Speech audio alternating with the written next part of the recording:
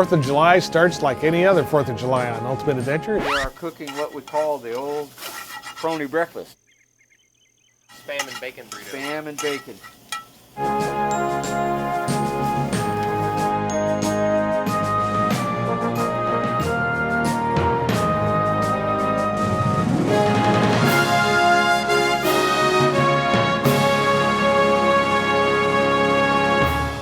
This time we're at Muckers Off-Road Park.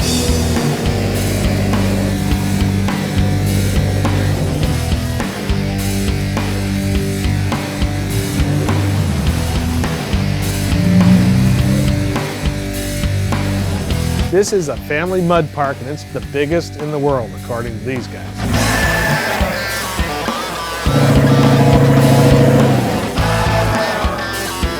They've got mud bogs, they got drag strips, but what's really important to us is they've got a whole back country. It's got acres and acres of real Florida swamp. This is the real stuff with gators, palmettos, Spanish moss hanging down, and mud holes that can swallow a complete truck.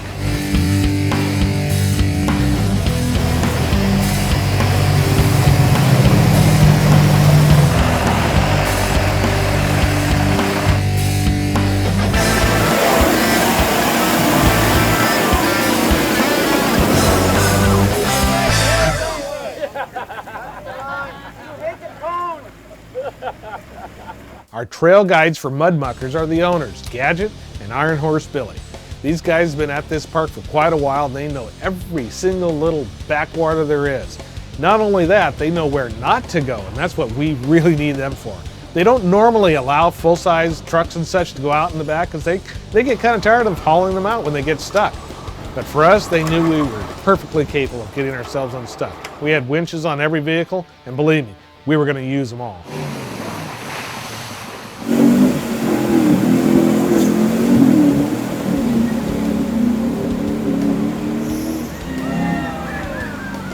Just getting out to the main part of the swamp was on some muddy trails, and VJ was the first one to hit one of the puddles, and I'll tell you, he went all the way down. He looked like he was a lowrider instead of sitting on 37-inch tall tires. On the regular mud holes, the trick to getting through them is a right amount of speed. It's just that little bit of momentum so you keep going. There's a bottom, but sometimes it's really down there. If you splash in too hard, carry too much speed, you could be drowning your motor. That could hydrolock it. That means it's blown up. You don't want that. But if you carry a right amount of momentum, you can cruise through. Your tires are just churning and spinning. You can usually get to the other side if it's not too deep. Some of them are a little bit scary because you will get swallowed whole.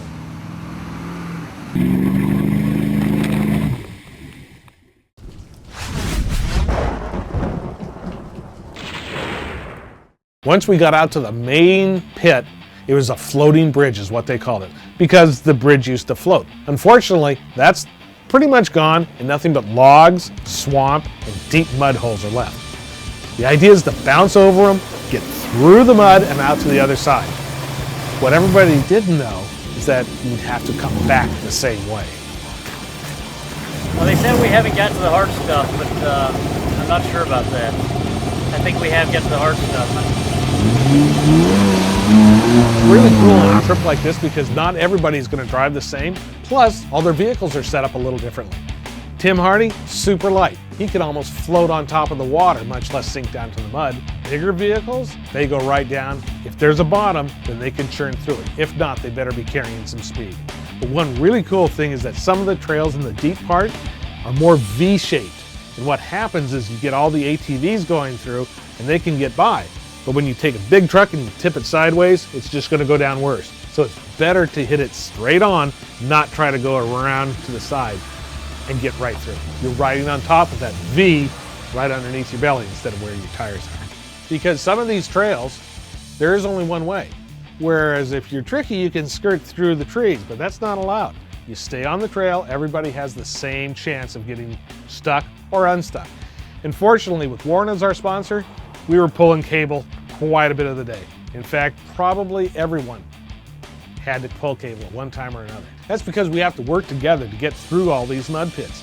Sometimes you're going to get stuck, you don't want to pull cable, you're going to use your bubber rope. It's just as easy to throw it out put it on a safe attachment point, yank it out.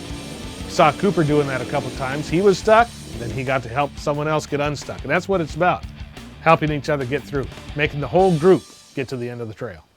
After getting out of the swamp, we crossed this field that, just like an African Serengeti. It was beautiful. In fact, even the cows had funny horns. You thought you were in a different country. After that was the big pit.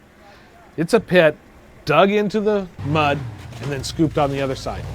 And then another one and another one. It wasn't mandatory, but I had to do it first. I took the super dirty end, I thrashed it, I got sideways, I got almost up. Finally had to come around the backside and splash in. It was a great time.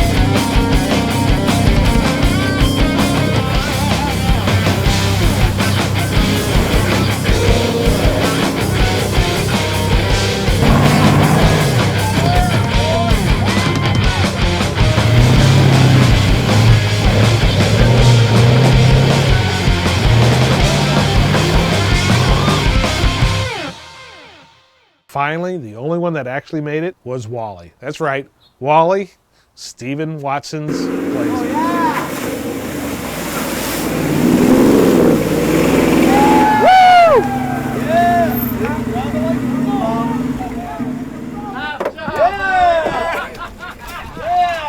Nice.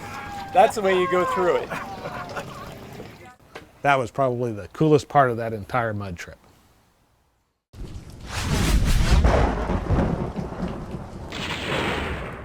One important part about Ultimate Adventure is making sure we don't leave any trash behind in camp or mud behind on the road.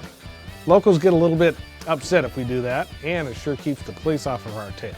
So what we do, we wash every single vehicle, at least enough so the mud isn't falling off, and then head back to camp. Luckily at Muckers, they had showers. We were in the lap of luxury there.